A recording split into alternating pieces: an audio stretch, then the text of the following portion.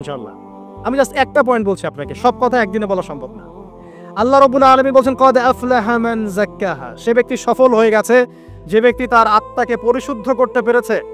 ওয়া কদ খাবা মান দাসাহা, যে ব্যক্তি আত্মাকে পরিশুদ্ধ করতে পারে নাই সে ব্যক্তি ধ্বংস হয়ে গেছে। কিভাবে পরিশুদ্ধ করবেন? তিনটা হাদিস আপনাকে আগে শোনাই। এক, আল্লাহ রাব্বুল আলামিনের হাবিব মুহাম্মদ সাল্লাল্লাহু আলাইহি ওয়াসাল্লাম দরুদ পড়েন, বলেন সাল্লাল্লাহু আলাইহি ওয়াসাল্লাম। তিনি বলছেন যে আল্লাহর এমন কিছু বান্দা আছে যারা জান্নাতে প্রবেশ করবে যাদের অন্তরটা হবে পাখির মতো নরম। কার মতো? পাখির মতো। একটা হাদিস শুনলেন। 2 নম্বর হাদিস, আল্লাহর রাসূল সাল্লাল্লাহু আলাইহি ওয়াসাল্লাম বলছেন শহীদদের আত্মা যখন আল্লাহর কাছে পৌঁছায়, আল্লাহ রাব্বুল আলামিন সেই আত্মাগুলোকে সবুজ রঙের কিছু পাখির মধ্যে প্রদান করেন এবং সেই পাখিগুলো আরশের নিচে লণ্ঠন আছে এখানে বসে থাকে এবং তারা জান্নাতের যে কোনো জায়গায় যায়, ঘুরে খাবার খায়, আবার ফিরে আসে। আল্লাহ পাক তাদেরকে বলেন যে তোমরা কি চাও, তোমরা কি চাও? শহীদরা কিচ্ছু বলতে পারে না। কি চাইবো? আল্লাহ এত নিয়ামত দিয়েছেন, কি চাইবো? যখন আল্লাহ বারংবার প্রশ্ন করতে থাকেন তোমরা কি আর কিছু চাও, তোমরা কি আর কিছু চাও, তোমরা কি আর কিছু চাও, তখন শহীদরা শেষে বুঝে যে আমাদের কিছু না কিছু তো বলতে হবে এখন। তখন তারা বলে হে আল্লাহ, আমরা আরো একবার পৃথিবীতে যেতে চাই এবং তোমার পথে জীবন দিয়ে আবার ফিরে আসতে চাই। আল্লাহ পাক বলেন এই সুযোগ তো আর নেই, অতএব তোমাদের আর কিছু চাওয়ার নেই, তোমরা এখানেই থাকো। আরেকটা হাদিস শোনেন, রাসূলুল্লাহ সাল্লাল্লাহু আলাইহি ওয়াসাল্লাম বলেছেন, এই হাদিসটা ওমর রাদিয়াল্লাহু আনহু থেকেও এসেছে, যে তোমরা যদি, হে মানব জাতি বা হে মুসলিমরা, তোমরা যদি আল্লাহর কুল করতে, ভরসা করার মতোই ভরসা করতে, আল্লাহ পাক তোমাদেরকে পাখিদেরকে যেমন করে রিজিক দেন তোমাদেরকে ঠিক সেইভাবে রিজিক দিতেন। তোমরা কি লক্ষ্য করো না যে পাখিরা খালি পেটে বের হয়ে যায় বাসা থেকে সকালবেলা এবং সন্ধ্যাবেলা ভরা পেটে বাসায় ঢোকে? আপনাকে যে 3টা হাদিস শোনালাম, এই 3টা হাদিসে একটা শব্দ হচ্ছে কমন। শব্দটা কি বলেন? পাখি। পাখি কি? পাখি। আল্লাহ রাব্বুল আলামিন পাখিদের কাছ থেকে আমাদেরকে শিখতে বলছেন এবং বলছেন যে পাখিদের মনটা হয় খুব নরম, খুব সফট এবং তারা আল্লাহর প্রতি তাওয়াক্কুল করে পূর্ণ মাত্রায়। তারা সকালবেলা ভোরবেলা বের হয়ে যায় এবং সন্ধ্যাবেলা বাসায় ফেরে, খালি পেটে বের হয়, ভরা পেটে বাসায় ফেরে। এবং আল্লাহ পাক সবচেয়ে সম্মানিত মৌত যেটা শহীদের মৌত, সেই শহীদের আত্মাকে আল্লাহ পাক পাখির রূপ দিবেন। তাহলে পাখিটার বিষয়ে একটা ফোকাস করা দরকার আছে না? আচ্ছা, এখানে আসেন। পাখির মন হচ্ছে নরম, মানে পাখির মনটা তাজকিয়া, আত্মশুদ্ধিতে পরিপূর্ণ। কদ আফলাহা মান যাক্কাহা, সে ব্যক্তি সফল হলো যার হৃদয়টা পবিত্র, নিষ্পাপ, নিষ্কলুষিত হলো, সে ব্যক্তি সফল হবে ইনশাআল্লাহ। একটা কাজ এখানে খেয়াল করেন, পাখিরা সকালবেলা ভোরবেলা বের হয় আর সন্ধ্যাবেলা বাসায় ফেরে। এখনকার মুসলিমদেরকে দেখবেন দুপুরবেলা ওঠে, রাত 3টায় ঘুমায়। কথা কি বুঝেন নাই? পাখির একদম ভোরবেলা উঠে যখন ফজরের আজান দিচ্ছে ঠিক তার আগ মুহূর্তে পাখির কিচিরমিচির শুনছেন, তার মানে নামাজের ওয়াক্ত প্রায় চলে যাচ্ছে, তার মানে তার আল্লাহ পাকের হুকুমের সাথেই জেগে ওঠে, সূর্য ডুবে তারা ডুবে যায়। ঠিক এরকম সুন্নত ছিল নবী সাল্লাল্লাহু আলাইহি ওয়াসাল্লামের এবং সাহাবায়ে কেরামের। আজকে 1400 বছর পর মুসলিম জাতি এই সুন্নাহ ভুলে গেছে। আর আমাদের সুন্নত দেখবেন, যদি কোনো রকম উঠেও ফেলি ফজরে, আবার 12টা পর্যন্ত ঘুম, আরো বেশি। আর এই যুব সমাজ যারা আছো তোমরা, কেউই 3টা-4টার আগে ঘুমায় বলে আমার মনে হয় না। অলওয়েজ অনলাইনে পড়ে আছে, টিকটক নিয়ে, ফেসবুক নিয়ে, গার্লফ্রেন্ডের সাথে চ্যাটিং। পাখির মতো হতে পারলে পরে মনটা তো নরম হবে, তারপরে না তাজকিয়া অর্জন হবে। পাখির রুটিনটা কি? ভোরবেলা বের হয় আর সন্ধ্যাবেলা বাসায় ঢোকে। অতএব আমরা যদি রাসূলুল্লাহ সাল্লাল্লাহু আলাইহি ওয়াসাল্লামের সুন্নাহ মতো ওই ভোরবেলা উঠতে পারি আর আর্লি নাইট ঘুমিয়ে যেতে পারি এবং সারাদিন যদি রাসূলের সুন্নাহগুলোর উপর আমল করতে পারি, তাজকিয়া অর্জন হবে ইনশাআল্লাহ। কথা বুঝতে পারছেন? 2, পাখির মতো নরম মন লাগবে। এখনকার আমরা যারা বেঁচে আছি আমাদের মনগুলো কঠিন। কেমন কঠিন? পাথরের মতো কঠিন। আমরা যখন দেখি একটা মাইয়াতকে নিয়ে যাওয়া হচ্ছে জানাজায়, আমাদের কোনো ফিলিংস কাজ করে না। জানাজায় যাচ্ছে, জানাজায় দাঁড়িয়ে মোবাইলটা টিপাটিপি করছে, জানাজার সাথে চলছে, কোনো ফিকির নাই যে এই জানাজা আমার হবে কালকে, ওই মোবাইল টিপাটিপি করছে। আমি এমনও দেখেছি, দাফন করা হলো মাইয়াতকে, দাফন করার পরে চারপাশে মানুষজন জড়ো হয়ে গল্প করছে, ভাই আপনার ওই জমিটার কি খবর, আপনার ওইটার কি খবর, বিজনেস কেমন চলছে, চাকরির কি অবস্থা। এই যে মাইয়াতকে পাশে দাফন করলো, কোনো ফিলিংস নাই, কোনো ফিলিংস নাই। আমি আত্মশুদ্ধির কথা বলছি। আত্মশুদ্ধির জন্য আপনার মনটাকে পাখির মতো সফট নরম করতে হবে। যখন আপনি সফট নরম করবেন এবং আত্মশুদ্ধি অর্জন করবেন, তখন দুই ডানা মেলে আপনি আকাশে উঠতে পারবেন ইনশাআল্লাহ। আত্মশুদ্ধি অর্জন না করতে পারলে ডানা কেটে পড়ে যাবে, তখন আর আকাশে উঠতে পারবেন না। কোন আকাশে? ওই যে শহীদের রূহ যে আকাশে চলে গেছে, ওই আকাশ। অতএব মন কেন কঠিন হলো প্রিয় ভাই? এক নাম্বার কারণ, আমরা শিরকের পাপে লিপ্ত আছি। এক নাম্বার, শিরকের পাপে লিপ্ত থাকা অবস্থায় মুসলিমদের মনটা কঠিন হয়ে গেছে। আপনি কি মনে করছেন আমরা শিরক করি না? মুসলিমরাও কবর পূজা করে, দেখবেন মুসলিমরাও দেখবেন অনেক ক্ষেত্রে মাজার পূজা করছে। আমি বলিনি যে অলিয়া উলিয়ার মাজার জিয়ারত করা যাবে না, আমি কথা বলছি না, কিন্তু আপনি মৃত মানুষের কাছে আপনার ভালো মন্দ চাইতে পারেন না। কথা বুঝতে পারেন নাই? আমরা অবশ্যই অলিয়া উলিয়াদের কবর জিয়ারত করব। এটা আপনাকে মৃত্যুর কথা স্মরণ করাবে। তাদের একটা রব আছে, যেটাকে আমরা প্রভাব বলি, এটা আপনার মধ্যে আসবে। আমরা অবশ্যই জিয়ারত করব। জিয়ারত করতে বলেছেন নবী সাল্লাল্লাহু আলাইহি ওয়াসাল্লাম, কারণ এটা আপনাকে পরকালের কথা কি করবে? স্মরণ করাবে। ওমরা করতে যান, আল্লাহ পাক সবাইকে তৌফিক দান করুন ওমরা হজ করার এবং বড় হজ করার। আমি দোয়া করি। ওখানে সবচেয়ে সেরা যে দৃশ্যগুলো দেখা যায় তার মধ্যে একটা রাসূলুল্লাহ সাল্লাল্লাহু আলাইহি ওয়াসাল্লামের রওজা। ওখানে গেলে চোখের পানি ঝরে না এমন কোনো মুসলিম নাই, আছে? নাই। আরেকটা সবচেয়ে মন নরম করা একটা দৃশ্য হচ্ছে জান্নাতুল বাকি, যেটা আমরা বাকিউল গারকাত বলি, যেখানে আপনি দেখবেন সাহাবায়ে কেরাম রাদিয়াল্লাহু আনহুমের কবর, যতদূর চোখ যায় তাদের কবর। কবরের কোনো মাজার নাই, সেখানে কোনো তাওয়াফ হচ্ছে না কবরকে কেন্দ্র করে, সেখানে কবরে কেউ ফুল চড়াচ্ছে না, একটা ছোট্ট পাথর দেখা যায়, খেলার কিছু না। পৃথিবীর সবচেয়ে শ্রেষ্ঠ মানুষগুলো সেখানে শুয়ে আছেন। ওখানে গিয়ে দাঁড়াবেন, দেখবেন নিজেকে তুচ্ছ বলে মনে হবে। আমি এই পৃথিবীতে আর কি করছি? সেরা মানুষগুলি মাটির নিচে, আমি এখানে কি করছি?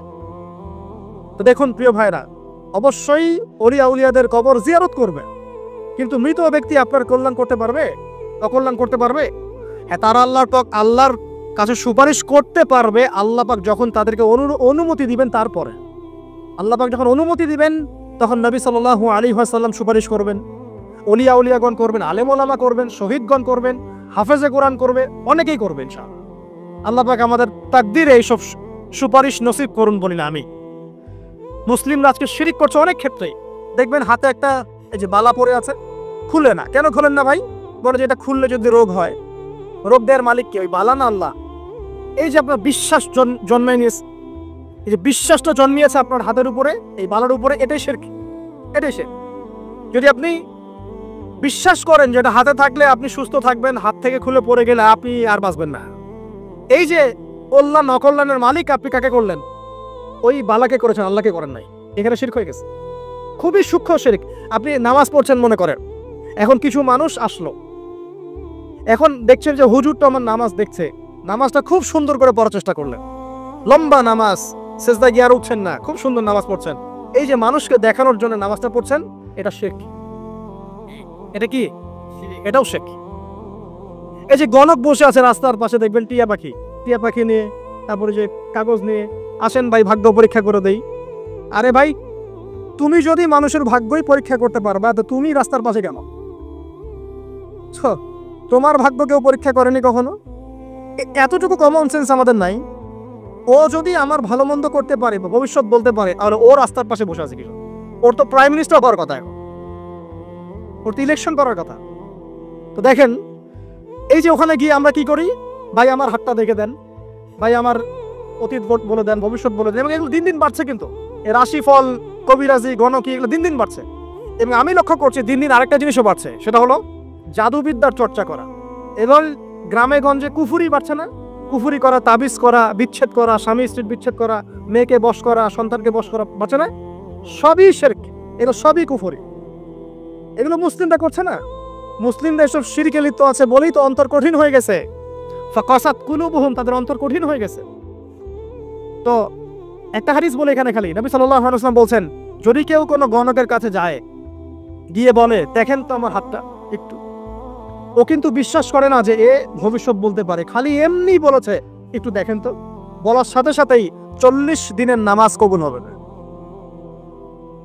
আর যদি তার বলা কথায় বিশ্বাস করে যে হ্যাঁ তোমার ভবিষ্যৎ খুব ভালো, তুমি চাকরি পাবা, এটা করবা সেটা করবা, এবং সে বিশ্বাস করলো হ্যাঁ এটাই হবে, তখন নবী সাল্লাল্লাহু আলাইহি ওয়াসাল্লাম বলছেন সে যেন আল্লাহর পক্ষ থেকে যা নাজিল হয়েছে, মানে এই যে কোরআনুল কারীম, এই কোরআনকে যেন সে অস্বীকার করলো, মানে কুফরি করলো।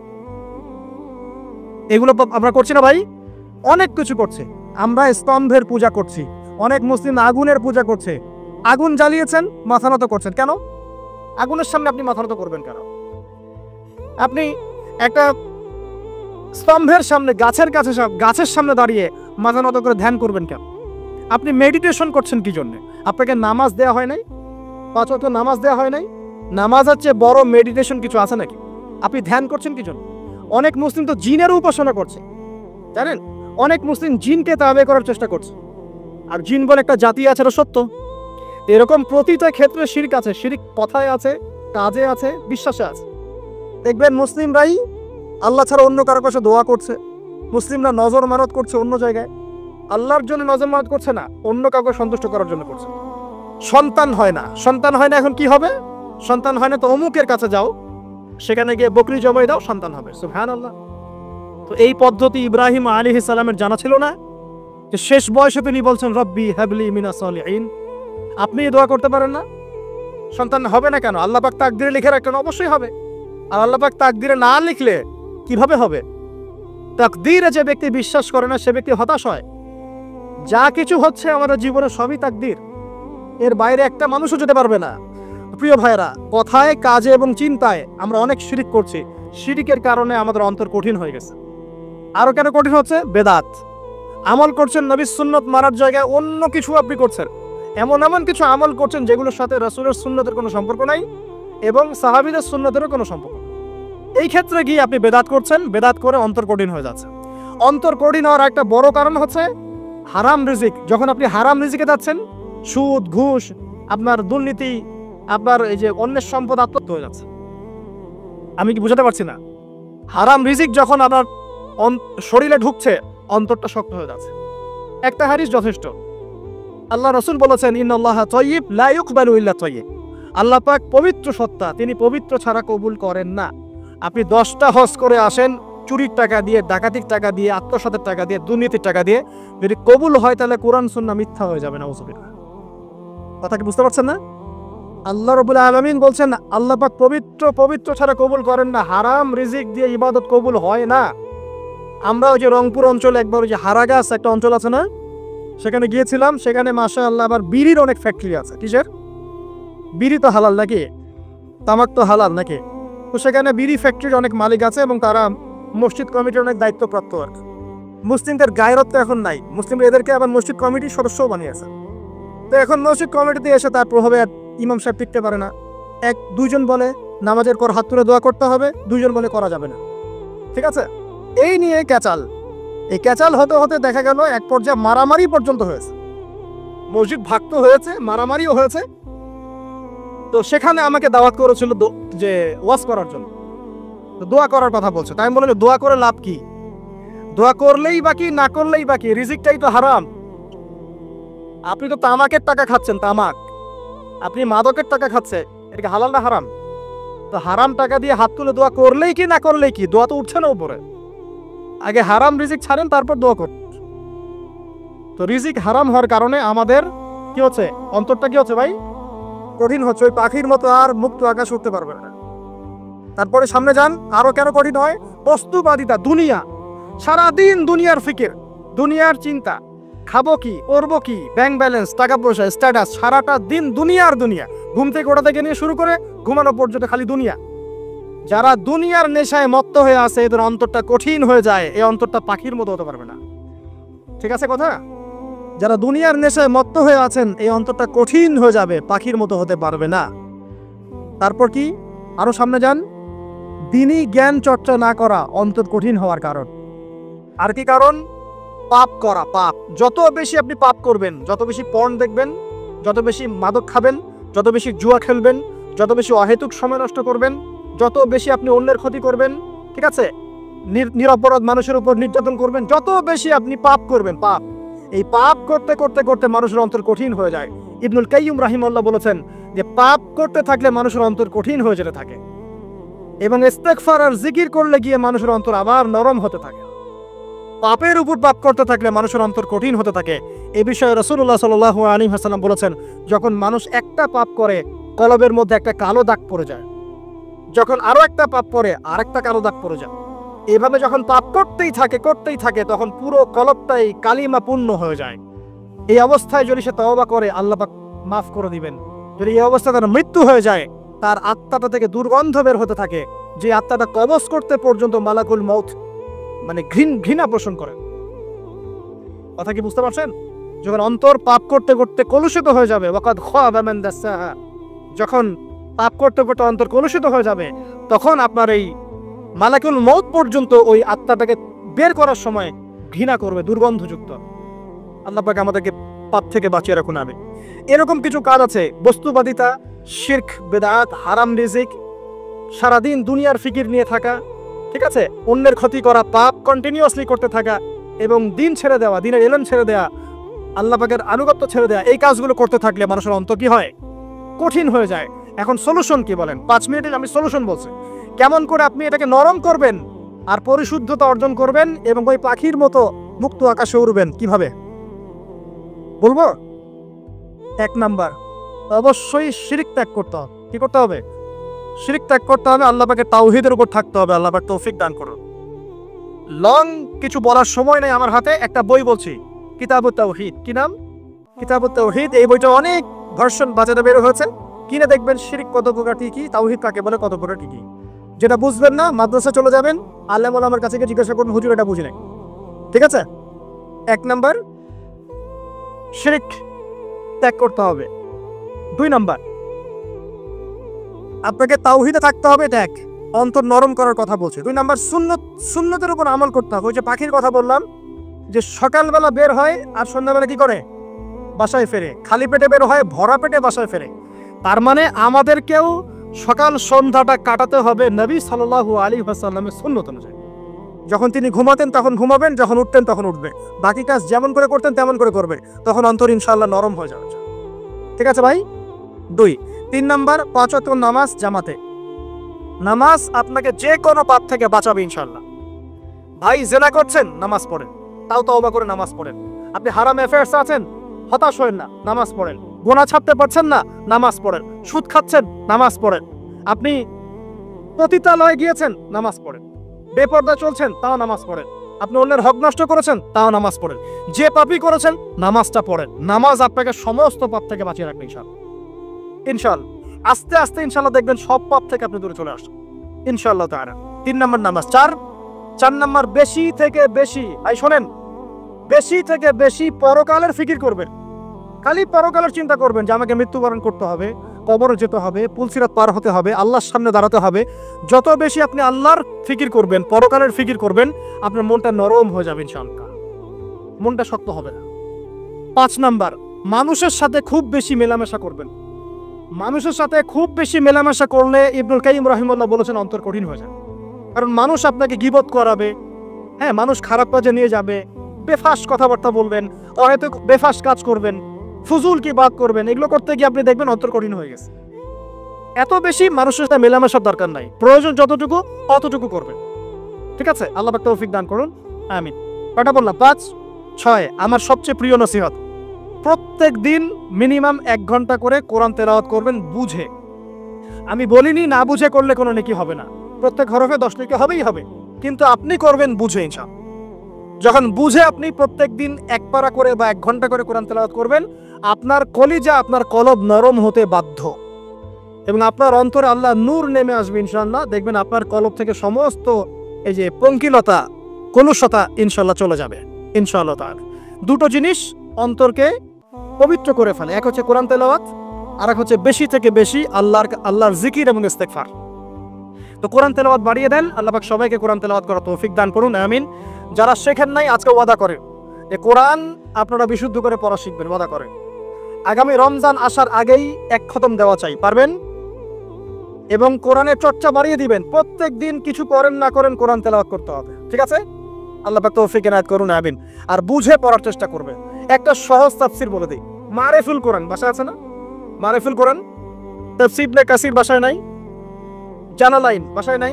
বাসায় নাই, কিনেন। সারাদিন তো অনেক টাকা পয়সা খরচ করছেন, 3টা তাফসীর কিনেন, জালালাইন কিনেন, মারিফুল কোরআন কিনেন, ইবনে কাসির কিনেন, বাসায় গিয়ে পড়া শুরু করেন। পারবেন না? যে আয়াতটা বুঝবেন না ওলামায়ে কেরামের কাছে যাবেন, গিয়ে বলবেন হুজুর এটা বুঝি না, বুঝাই দেন। নিজের যে ব্যাখ্যা করতে যাবেন না। ব্যাখ্যা করলে দেখবেন এক যে পণ্ডিত বেরোছে, কিছু পণ্ডিত কোরআন পড়ে বলে কোরআনই মানি, হাদিস মানি না। এরকম পণ্ডিত দেখেন নাই? কোরআনই মানি, হাদিস আর মানি না। কারণ আল্লাহ নাকি নাউজুবিল্লাহ কোরআনে নাকি আল্লাহ পাক হাদিস মানতে বলে নাই, ও নাকি পায় নাই। এই জন্য দেখলাম সুবহানাল্লাহ নামাজ পড়তেছে, কোরআন থেকে নামাজ পড়তেছে, হাদিসের কোনো হেদায়েত নিবে না। মানে কিরকম যে হাত আবার ঠিকই বাঁধতেছে, হাত বাঁধতেছে, রুকু করতেছে, সেজদা করতেছে, এগুলো আবার কোথায় পাইলো আল্লাহ ভালো জানে। হাত এভাবে বাঁধতেছে, এভাবে হাতটা বাঁধা কোরআনে কোথায় আছে আমি পাইলাম না কোথাও। ঠিক আছে, হাদিস ছাড়া কি এগুলো আসবে? হাত বাঁধলো, সেজদায় গিয়ে সুবহান রাব্বিয়াল আলা বলছে না, বলছে আসলামতু লিরাব্বিল আলামিন। এটা কোরআন থেকে বলছে।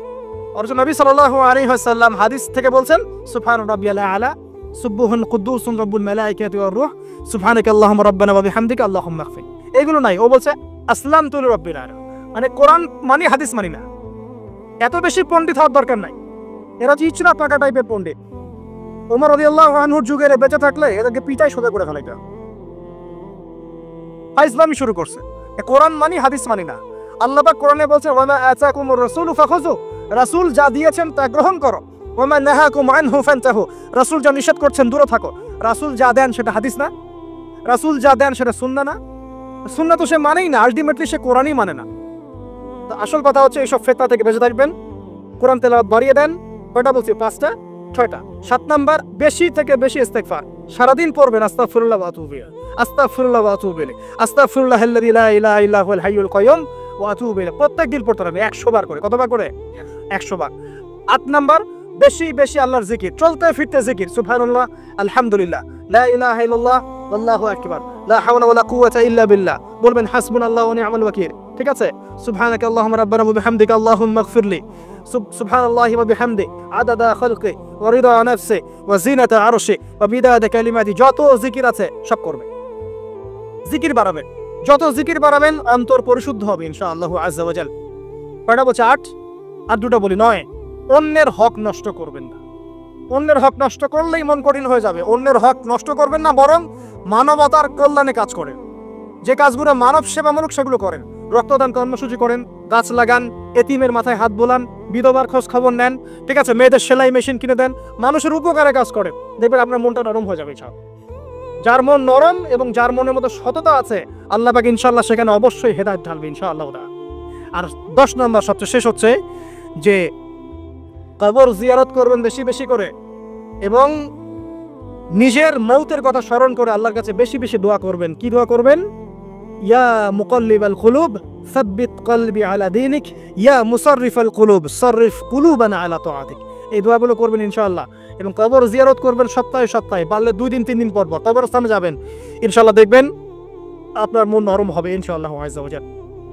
এখনকার সভ্যতা এসে কবরস্থানকে সমাজ থেকে দূরে সরিয়ে দিয়েছে। অথচ আগে মুসলিমদের কবরস্থান ছিল মসজিদের পাশে, 5 ওয়াক্ত নামাজ পড়তো, কবর জিয়ারত করে বাসায় যেত। 5 ওয়াক্ত নামাজ পড়তে আসতো, কবরকে দেখতো, পরকালে করা স্মরণ হতো।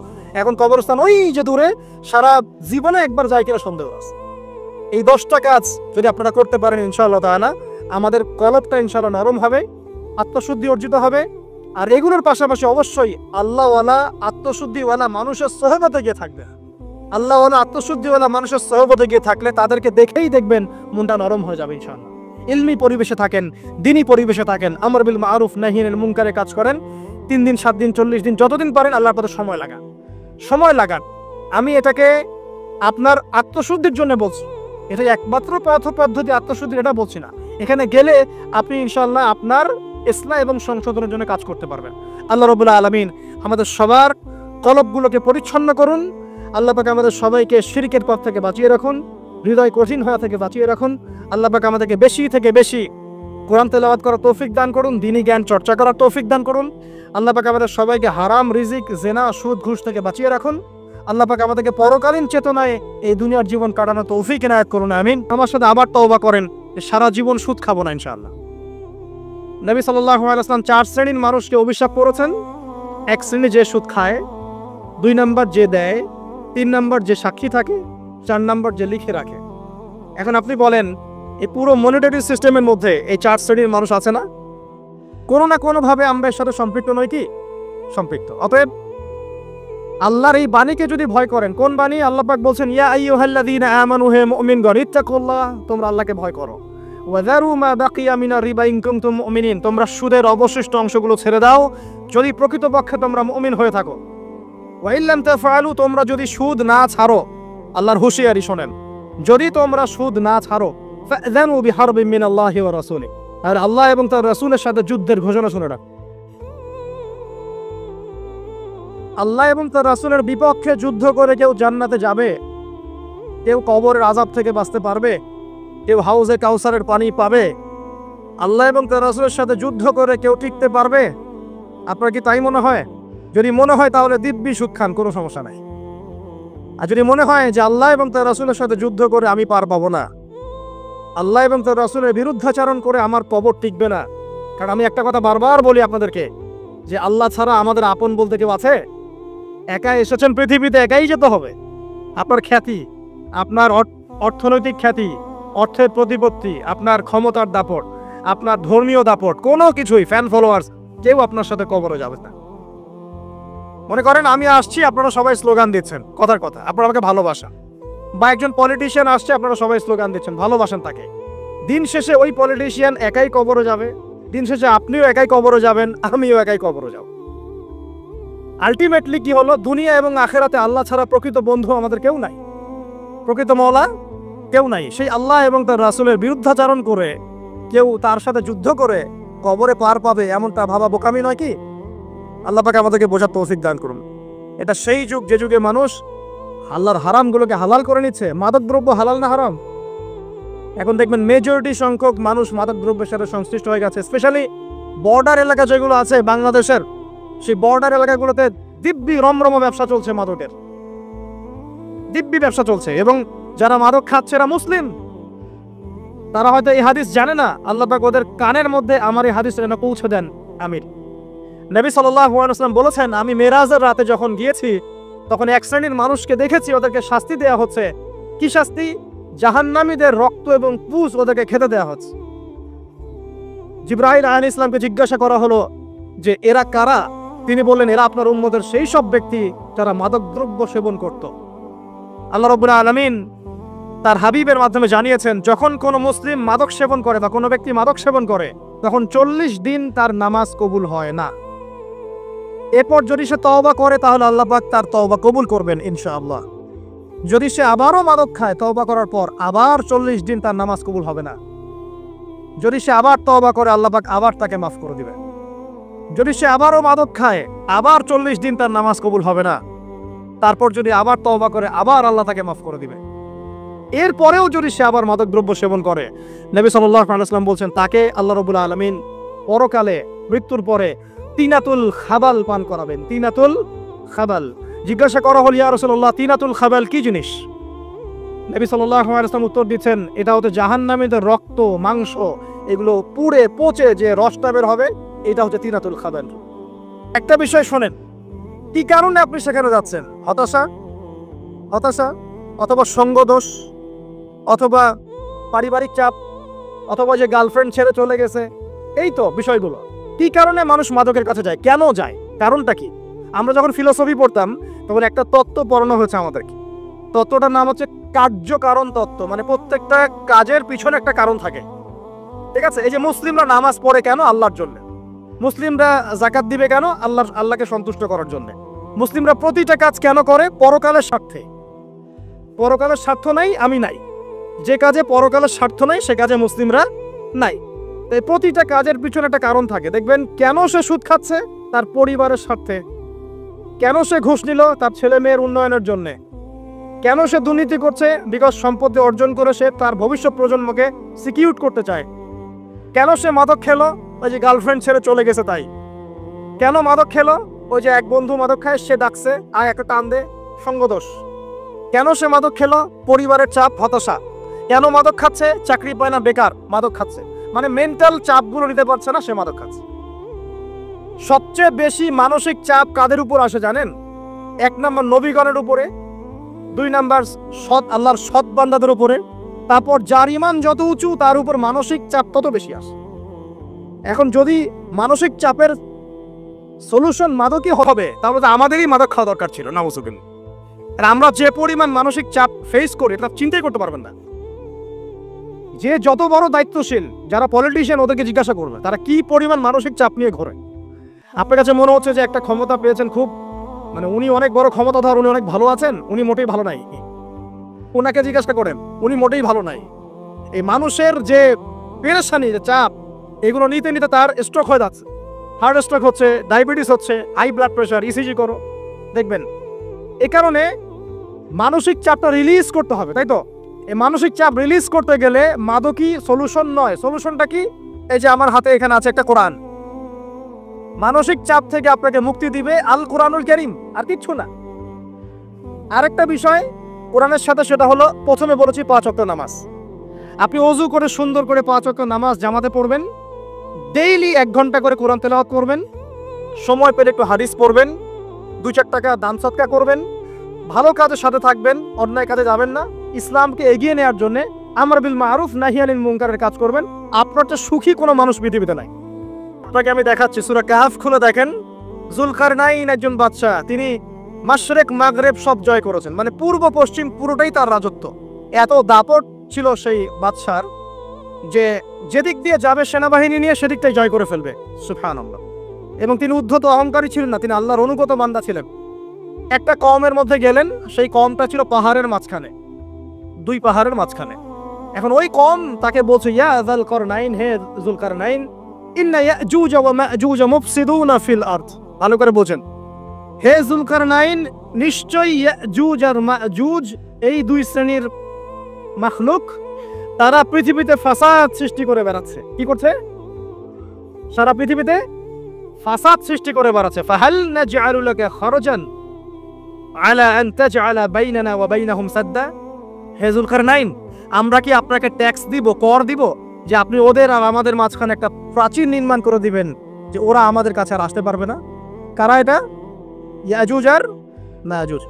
এই ইয়াজুজ আর মাজুজকে যুলকারনাইন আলাইহিস সালাম তিনি প্রাচীর নির্মাণ করে দিলেন লোহা এবং এই যে তামা দিয়ে। এরপর তারা আর ওই কওমের ক্ষতি করতে পারলো না। কিয়ামতের আগে আগে তারা বের হয়ে আসবে এবং সারা বিশ্বে ফাসাদ সৃষ্টি করবে। এখনো তারা বের হয়ে আসছে, আমি সেটা বলছি না, কিন্তু এখন পুরো বৈশ্বিক প্রেক্ষাপটে যারা বিশ্বে ফাসাদ সৃষ্টি করে বেড়াচ্ছে, এদের মধ্যে এই ইয়াজুজ মাজুজের খাসলত আছে, চরিত্র আছে। আর আমরা কি করছি ভাই? আমরা শুধু কাজ যতটুকু না করছি তার চেয়ে বেশি আমরা আয়ু আশা শোডাউন করছি। দেখেন, বেশিরভাগ মানুষ আমাদের নামাজের খবর নাই, বেশিরভাগ মানুষ তাজকিয়া আত্মশুদ্ধির খবর নাই, ভালো আলেমের কাছে এসে পড়ে থাকবে কোনো খবর নাই, কোরআন পড়া শিখবে এসবের খবর নাই।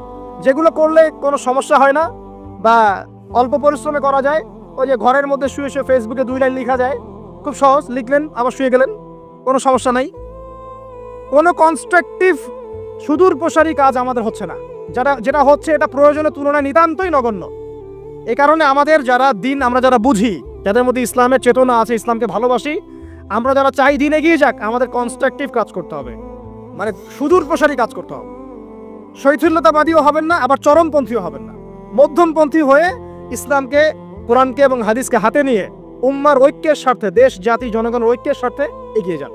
আল্লাহ পাক আপনাদের হাতকে শক্তিশালী করুন, দোয়া করি। এখানে খুবই স্মার্ট হতে হবে এবং বেসিক কাজগুলো খুব বেশি করে করতে হবে। বেসিক কাজ কি ভাই? বেসিক কাজ হচ্ছে আপনার নামাজ, বেসিক কাজ আপনাকে কোরআন শিখতে হবে, বেসিক কাজ আপনাকে আরবি শিখতে হবে, বেসিক কাজ আপনি যেখানে পড়াশোনা করছেন এই পড়াশোনা করে ওই জ্ঞানটাকে দিয়ে ইসলামের খেদমতে আপনাকে কল্যাণে কাজ করতে হবে। বেসিক কাজ যেখানে আপনাকে আল্লাহ পাক দায়িত্ব দিবেন সেখান থেকেই আপনাকে দিনের খেদমত করতে হবে। ডক্টর হন, দিনের খেদমত করেন, ইঞ্জিনিয়ার হন, দিনের খেদমত করেন, পলিটিশিয়ান হন, কোনো আপত্তি নাই, আমরা আপনাকে ভোট দিব ইনশাল্লাহ, আমরা আপনাকেই ভোট দিব ইনশাল্লাহ।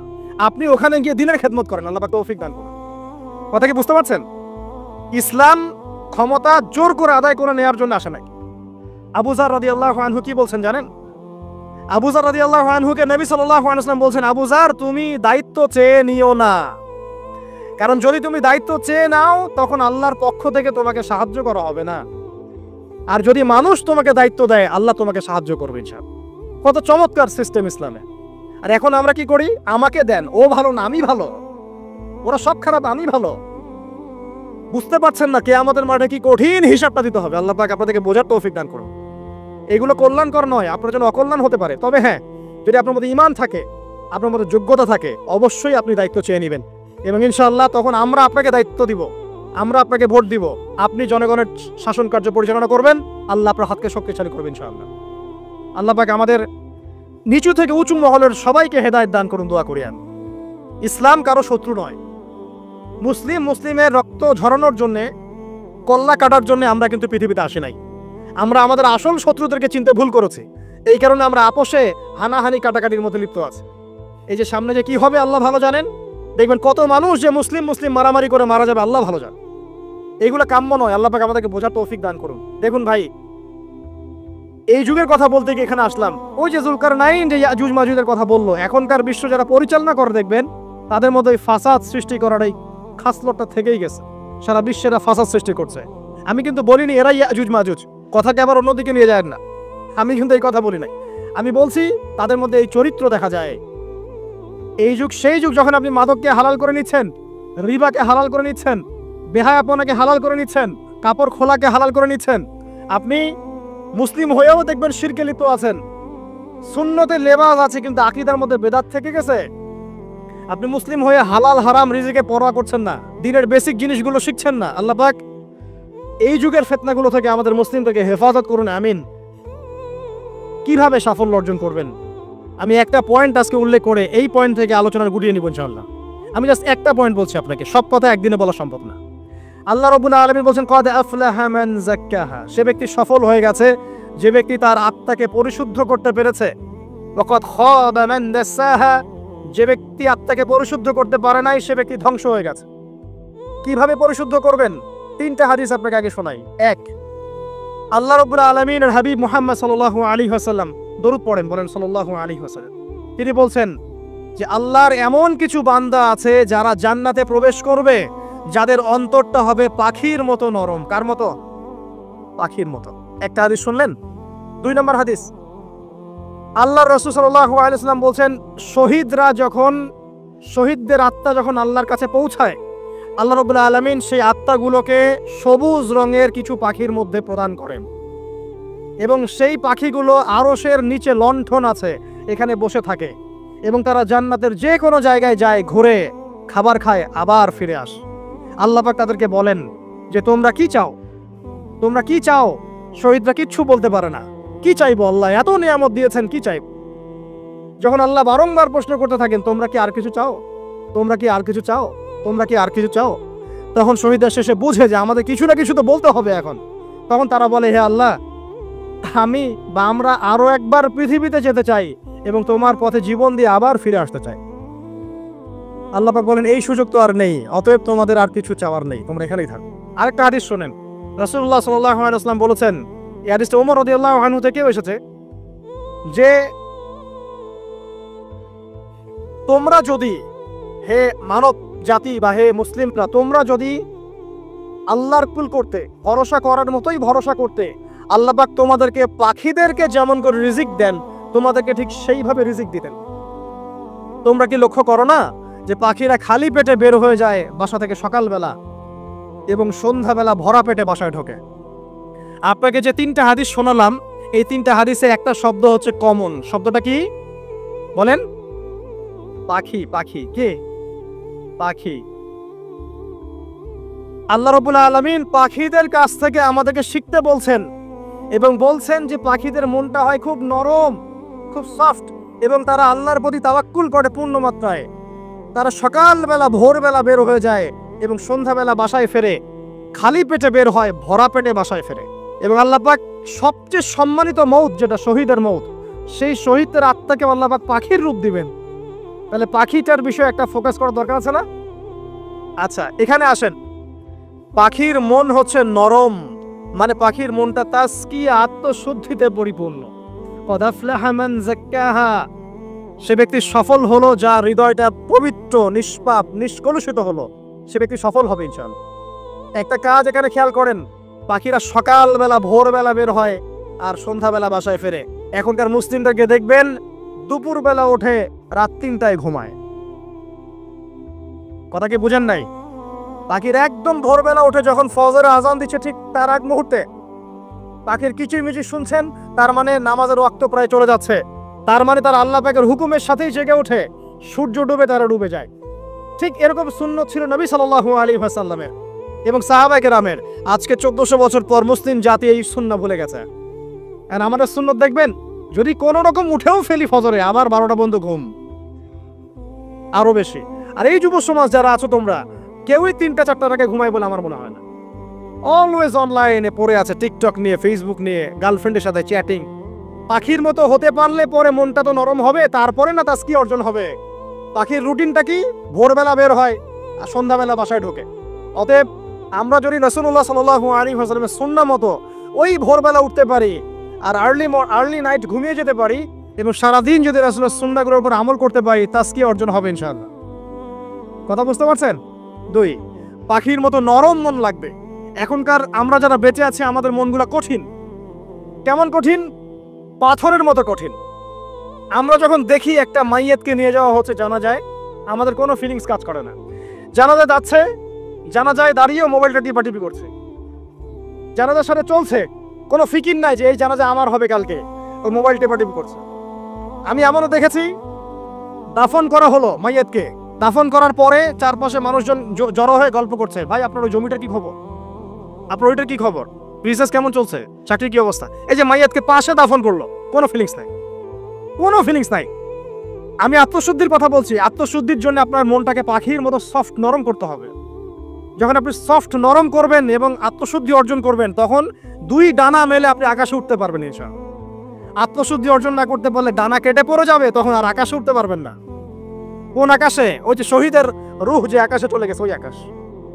অতএব মন কেন কঠিন হলো প্রিয় ভাই? 1 নাম্বার কারণ, আমরা শিরকের পাপে লিপ্ত আছি। 1 নাম্বার, শিরকের পাপে লিপ্ত থাকা অবস্থায় মুসলিমদের মনটা কঠিন হয়ে গেছে। আপনি কি মনে করছেন আমরা শিরক করি না? মুসলিমরাও কবর পূজা করে, দেখবেন মুসলিমরাও দেখবেন অনেক ক্ষেত্রে মাজার পূজা করছে। আমি বলিনি যে অলিয়া উলিয়ার মাজার জিয়ারত করা যাবে না, আমি কথা বলছি না, কিন্তু আপনি মৃত মানুষের কাছে আপনার ভালো মন্দ চাইতে পারেন না। কথা বুঝতে পারেন না? আমরা অবশ্যই অলিয়া উলিয়াদের কবর জিয়ারত করব। এটা আপনাকে মৃত্যুর কথা স্মরণ করাবে। তাদের একটা রব আছে, যেটাকে আমরা প্রভাব বলি, এটা আপনার মধ্যে আসবে। আমরা অবশ্যই জিয়ারত করব। জিয়ারত করতে বলেছেন নবী সাল্লাল্লাহু আলাইহি ওয়াসাল্লাম, কারণ এটা আপনাকে পরকালের কথা কি করবে? স্মরণ করাবে। ওমরা করতে যান, আল্লাহ পাক সবাইকে তৌফিক দান করুন ওমরা হজ করার এবং বড় হজ করার, আমি দোয়া করি। ওখানে সবচেয়ে সেরা যে দৃশ্যগুলো দেখা যায়, তার মধ্যে একটা রাসূলুল্লাহ সাল্লাল্লাহু আলাইহি ওয়াসাল্লামের রওজা। ওখানে গেলে চোখের পানি ঝরে না এমন কোনো মুসলিম নাই, আছে? নাই। আরেকটা সবচেয়ে মন নরম করা একটা দৃশ্য হচ্ছে জান্নাতুল বাকি, যেটা আমরা বাকিউল গারকাত বলি, যেখানে আপনি দেখবেন সাহাবায়ে কেরাম রাদিয়াল্লাহু আনহুমের কবর, যতদূর চোখ যায় তাদের কবর। কবরের কোনো মাজার নাই, সেখানে কোনো তাওয়াফ হচ্ছে না কবরকে কেন্দ্র করে, সেখানে কবরে কেউ ফুল চড়াচ্ছে না, একটা ছোট্ট পাথর দেখা যায় খেলার কিছু না। পৃথিবীর সবচেয়ে শ্রেষ্ঠ মানুষগুলো সেখানে শুয়ে আছেন। ওখানে গিয়ে দাঁড়াবেন, দেখবেন নিজেকে তুচ্ছ বলে মনে হবে, আমি এই পৃথিবীতে আর কি করছি। সেরা মানুষগুলি মাটির নিচে, আমি এখানে কি করছি? তো দেখুন প্রিয় ভাইরা, অবশ্যই ওলিয়া উলিয়াদের কবর জিয়ারত করবে, কিন্তু মৃত ব্যক্তি আপনার কল্যাণ করতে পারবে? অকল্যাণ করতে পারবে? হ্যাঁ, তারা আল্লাহর কাছে সুপারিশ করতে পারবে আল্লাহ পাক যখন তাদেরকে অনুমতি দিবেন। তারপরে আল্লাহ পাক যখন অনুমতি দিবেন, তখন নবী সাল্লাল্লাহু আলাইহি ওয়াসাল্লাম সুপারিশ করবেন, ওলিয়া উলিয়াগণ করবেন, আলেম ওলামা করবেন, শহীদগণ করবেন, হাফেজে কোরআন করবে, অনেকেই করবেন ইনশাআল্লাহ। আল্লাহ পাক আমাদের তাকদীরে এইসব সুপারিশ নসিব করুন বলি না আমি। মুসলিমরা আজকে শিরিক করছে অনেক ক্ষেত্রেই। দেখবেন হাতে একটা এই যে বালা পরে আছে, খুলে না। কেন খোলেন না ভাই? বলে যে এটা খুললে যদি রোগ হয়। রোগ দেওয়ার মালিক কে? ওই বালা না আল্লাহ? এই যে আপনার বিশ্বাস জন্মে নিয়েছে, এই যে বিশ্বাসটা জন্মিয়েছে আপনার হাতের উপরে, এই বালার উপরে, এটাই শিরক, এটাই শিরক। যদি আপনি বিশ্বাস করেন যে এটা হাতে থাকলে আপনি সুস্থ থাকবেন, হাত থেকে খুলে পড়ে গেলে আপনি আর বাঁচবেন না, এই যে কল্যাণ অকল্যাণের মালিক আপনি কাকে করলেন? ওই বালাকে করেছেন, আল্লাহকে করেন নাই। এখানে শিরক হয়ে গেছে, খুবই সূক্ষ্ম শিরক। আপনি নামাজ পড়ছেন মনে করেন, এখন কিছু মানুষ আসলো, এখন দেখছেন যে হুজুর তো আমার নামাজ দেখছে, নামাজটা খুব সুন্দর করে পড়ার চেষ্টা করলেন, লম্বা নামাজ, সেজদা গিয়ে আর উঠছেন না, খুব সুন্দর নামাজ পড়ছেন। এই যে মানুষকে দেখানোর জন্য নামাজটা পড়ছেন, এটা শিরক। এটা কি? এটাও শিরক।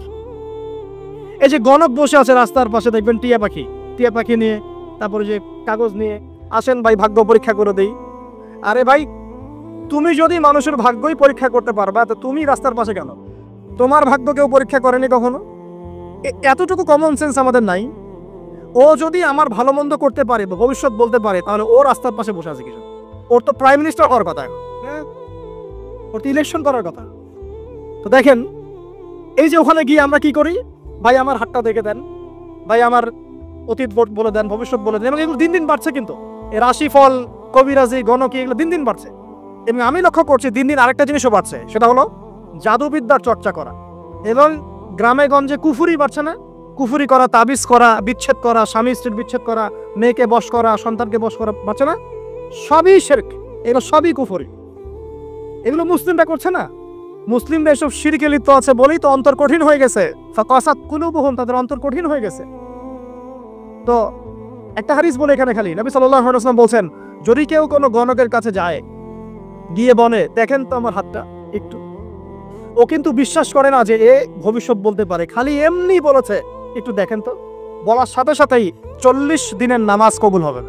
আর যদি তার বলা কথায় বিশ্বাস করে যে হ্যাঁ তোমার ভবিষ্যৎ খুব ভালো, তুমি চাকরি পাবা, এটা করবা সেটা করবা, এবং সে বিশ্বাস করলো হ্যাঁ এটাই হবে, তখন নবী সাল্লাল্লাহু আলাইহি ওয়াসাল্লাম বলেন সে যেন আল্লাহর পক্ষ থেকে যা নাজিল হয়েছে, মানে যে কোরআনুল কারীম, এই কোরআনকে যেন সে অস্বীকার করলো, মানে কুফরি করলো। এগুলো আমরা করছি না ভাই? অনেক কিছু করছি আমরা। স্তম্ভের পূজা করছি, অনেক মুসলিম আগুনের পূজা করছে। আগুন জ্বালিয়েছেন, মাথা নত করছেন কেন? আগুনের সামনে আপনি মাথা নত করবেন কেন? আপনি একটা স্তম্ভের সামনে, গাছের কাছে, গাছের সামনে দাঁড়িয়ে মাথা নত করে ধ্যান করবেন কেন? আপনি মেডিটেশন করছেন কি জন্য? আপনাকে নামাজ দেওয়া হয় নাই? 5 ওয়াক্ত নামাজ দেওয়া হয় নাই? নামাজের চেয়ে বড় মেডিটেশন কিছু আছে নাকি? আপনি ধ্যান করছেন কি জন্য? অনেক মুসলিম তো জিনের উপাসনা করছে, জানেন? অনেক মুসলিম জিনকে তাবে করার চেষ্টা করছে। আর জিন বলে একটা জাতি আছে, এটা সত্য। এরকম প্রতিটা ক্ষেত্রে শিরক আছে। শিরক কথায় আছে, কাজে আছে, বিশ্বাসে আছে। দেখবেন মুসলিমরাই আল্লাহ ছাড়া অন্য কারো কাছে দোয়া করছে, মুসলিমরা নজর মানত করছে অন্য জায়গায়, আল্লাহর জন্য নজর মানত করছে না, অন্য কাউকে সন্তুষ্ট করার জন্য করছে। সন্তান হয় না, সন্তান হয় না, এখন কি হবে? সন্তান হয় না তো অমুকের কাছে যাও, সেখানে গিয়ে বকরি জবাই দাও, সন্তান হবে। সুবহানাল্লাহ। তো এই পদ্ধতি ইব্রাহিম আলাইহিস সালামের জানা ছিল না, যে শেষ বয়সে তিনি বলছেন রব্বি হাবলি মিনাস সালিহিন। আপনি দোয়া করতে পারেন না? সন্তান হবে না কেন? আল্লাহ পাক তাকদীরে লিখে রাখলেন, অবশ্যই হবে। আর আল্লাহ পাক তাকদীরে না লিখলে কিভাবে হবে? তাকদীরে যে ব্যক্তি বিশ্বাস করে না, সে ব্যক্তি হতাশ হয়। যা কিছু হচ্ছে আমাদের জীবনে সবই তাকদীর, এর বাইরে একটা মানুষও যেতে পারবে না। প্রিয় ভাইরা, কথায়, কাজে এবং চিন্তায় আমরা অনেক শিরিক করছি। শিরিকের কারণে আমাদের অন্তর কঠিন হয়ে গেছে। আরো কেন কঠিন হচ্ছে? বেদাত। আমল করছেন নবীর সুন্নত মারার জায়গায় অন্য কিছু আপনি করছেন। এমন এমন কিছু আমল করছেন যেগুলোর সাথে রাসূলের সুন্নতের কোনো সম্পর্ক নাই এবং সাহাবীদের সুন্নতেরও কোনো সম্পর্ক নেই। এই ক্ষেত্রে গিয়ে আপনি বেদাত করছেন, বেদাত করে অন্তর কঠিন হয়ে যাচ্ছে। অন্তর কঠিন হওয়ার একটা বড় কারণ হচ্ছে হারাম রিজিক। যখন আপনি হারাম রিজিকে যাচ্ছেন, সুদ, ঘুষ, আপনার দুর্নীতি, আপনার এই যে অন্যের সম্পদ আত্মসাৎ হয়ে যাচ্ছে। আমি কি বুঝাতে পারছি না? হারাম রিজিক যখন আপনার শরীরে ঢুকছে, অন্তরটা শক্ত হয়ে যাচ্ছে। একটা হাদিস যথেষ্ট। আল্লাহ রাসূল বলেছেন, ইন্নাল্লাহা তাইয়্যিব লা ইকবালু ইল্লা তাইয়্যিব। আল্লাহ পাক পবিত্র সত্তা, তিনি পবিত্র ছাড়া কবুল করেন না। আপনি 10টা হজ করে আসেন, চুরির টাকা দিয়ে, ডাকাতির টাকা দিয়ে, আত্মসাতের টাকা দিয়ে, দুর্নীতির টাকা দিয়ে, যদি কবুল হয় তাহলে কোরআন সুন্নাহ মিথ্যা হয়ে যাবে। নাউযুবিল্লাহ। কথা কি বুঝতে পারছেন না? আল্লাহ রাব্বুল আলামিন বলছেন আল্লাহ পাক পবিত্র ছাড়া কবুল করেন না। হারাম রিজিক দিয়ে ইবাদত কবুল হয় না। আমরা ওই যে রংপুর অঞ্চলে একবার ওই যে হারাগাছ একটা অঞ্চল আছে না, সেখানে গিয়েছিলাম। সেখানে মাশাআল্লাহ আবার বিড়ির অনেক ফ্যাক্টরি আছে। কিসের? বিড়ি তো হালাল নাকি? তামাক তো হালাল নাকি? তো সেখানে বিড়ি ফ্যাক্টরির অনেক মালিক আছে এবং তারা মসজিদ কমিটির অনেক দায়িত্বপ্রাপ্ত আছে। মুসলিমদের গায়রত তো এখন নাই, মুসলিমরা এদেরকে আবার মসজিদ কমিটির সদস্যও বানিয়েছে।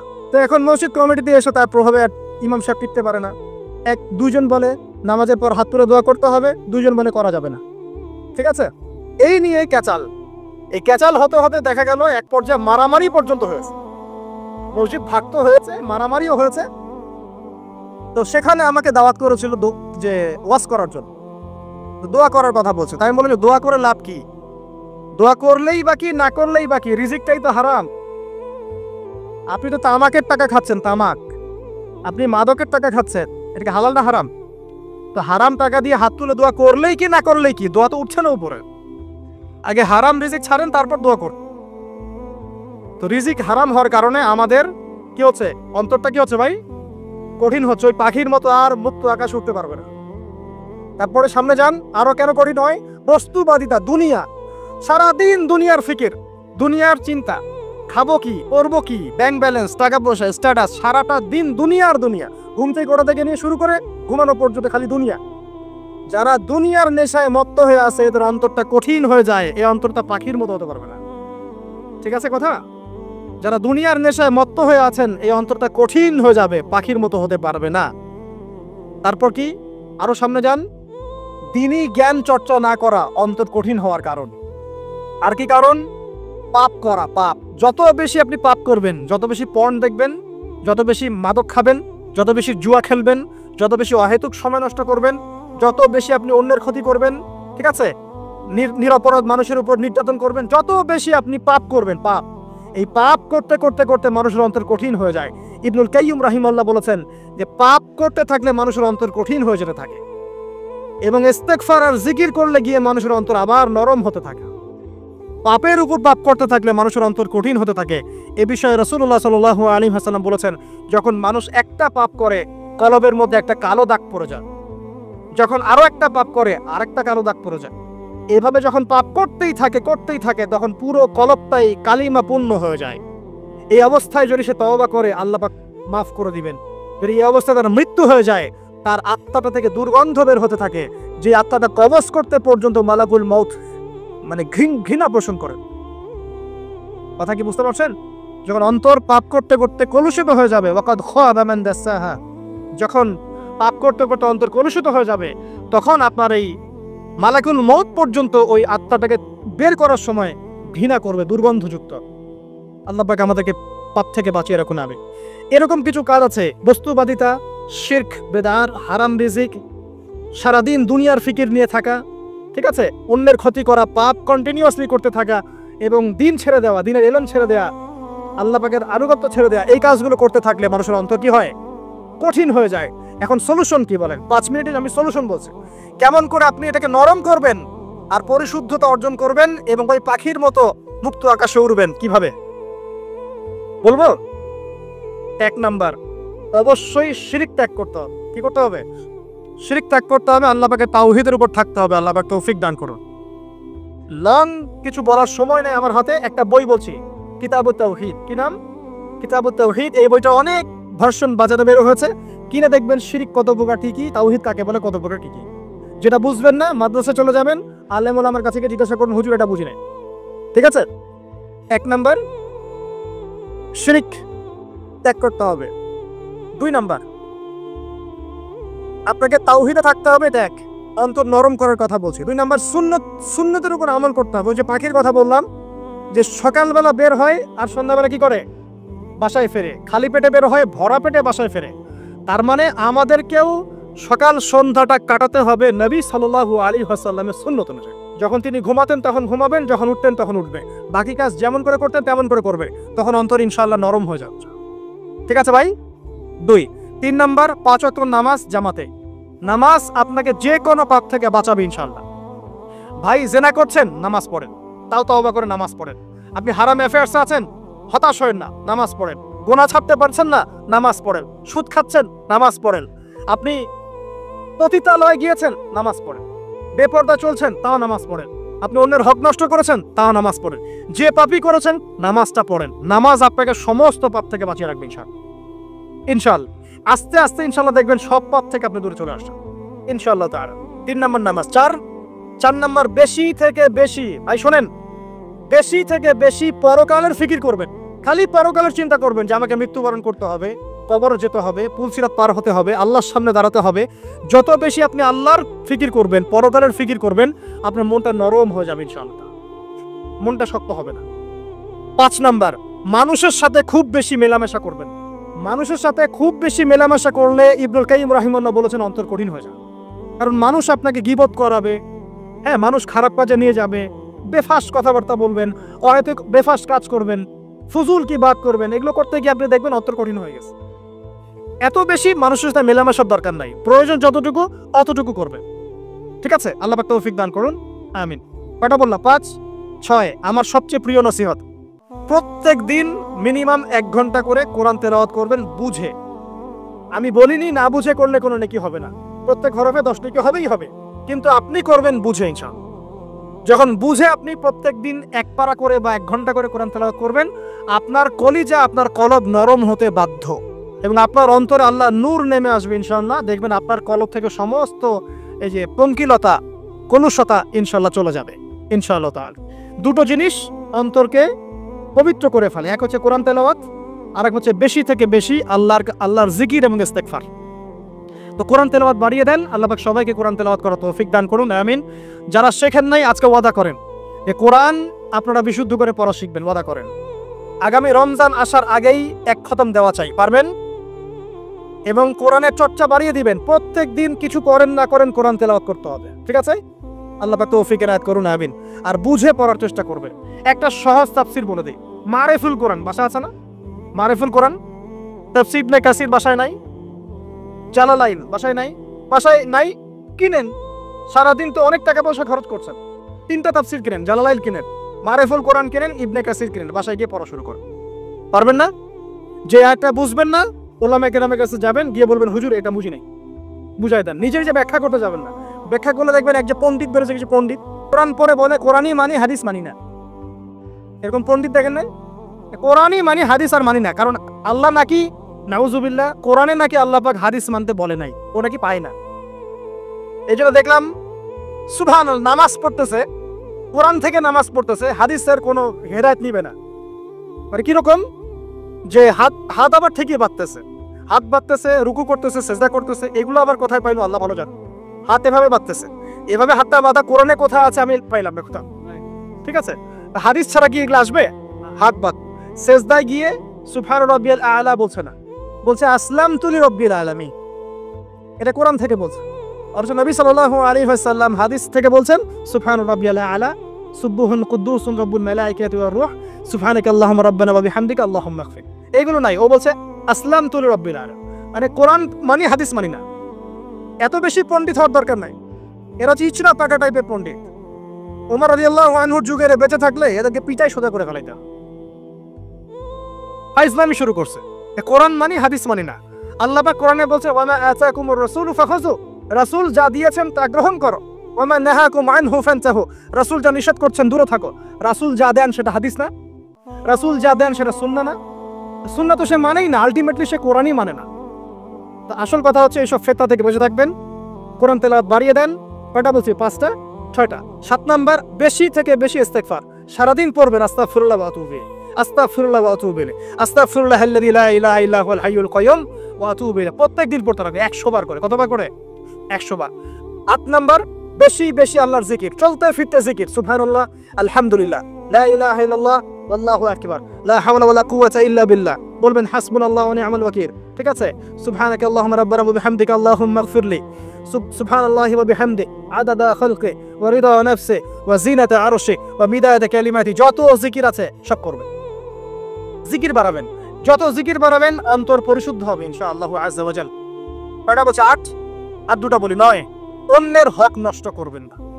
অন্যের হক নষ্ট করলেই মন কঠিন হয়ে যাবে। অন্যের হক নষ্ট করবেন না, বরং মানবতার কল্যাণে কাজ করেন। যে কাজগুলো মানব সেবামূলক সেগুলো করেন। রক্তদান কর্মসূচি করেন, গাছ লাগান, এতিমের মাথায় হাত বোলান, বিধবার খোঁজ খবর নেন, ঠিক আছে? মেয়েদের সেলাই মেশিন কিনে দেন, মানুষের উপকারে কাজ করেন। দেখবেন আপনার মনটা নরম হয়ে যাবে।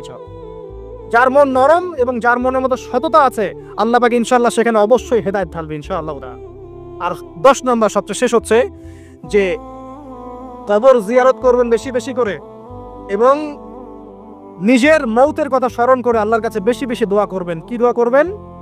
ইয়া মুকাল্লিবাল কুলুব সাব্বিত কলবি আলা দীনিক, ইয়া মুসাররিফাল কুলুব সাররিফ কুলুবানা আলা তাআতিক। এই দোয়াগুলো করবেন ইনশাআল্লাহ। এবং কবর জিয়ারত করবেন সপ্তাহে সপ্তাহে, পারলে 2 দিন 3 দিন পর পর কবরস্থানে যাবেন। ইনশাআল্লাহ দেখবেন আপনার মন নরম হবে ইনশাআল্লাহ আযজা ওয়া জাল। এখনকার সভ্যতায় এসে কবরস্থানকে সমাজ থেকে দূরে সরিয়ে দিয়েছে। অথচ আগে মুসলিমদের কবরস্থান ছিল মসজিদের পাশে, 5 ওয়াক্ত নামাজ পড়তো, কবর জিয়ারত করে বাসায় যেত। 5 ওয়াক্ত নামাজ পড়তে আসতো, কবরকে দেখতো, পরকালে কথা স্মরণ হতো। এখন কবরস্থান ওই যে দূরে, সারা জীবনে একবার যায় কিনা সন্দেহ আছে। এই 10টা কাজ যদি আপনারা করতে পারেন ইনশাআল্লাহ তাআলা, আমাদের কলবটা ইনশাআল্লাহ নরম হবে, আত্মশুদ্ধি অর্জিত হবে। আর এগুলোর পাশাপাশি অবশ্যই আল্লাহওয়ালা আত্মশুদ্ধিওয়ালা মানুষের সোহবতে গিয়ে থাকবেন।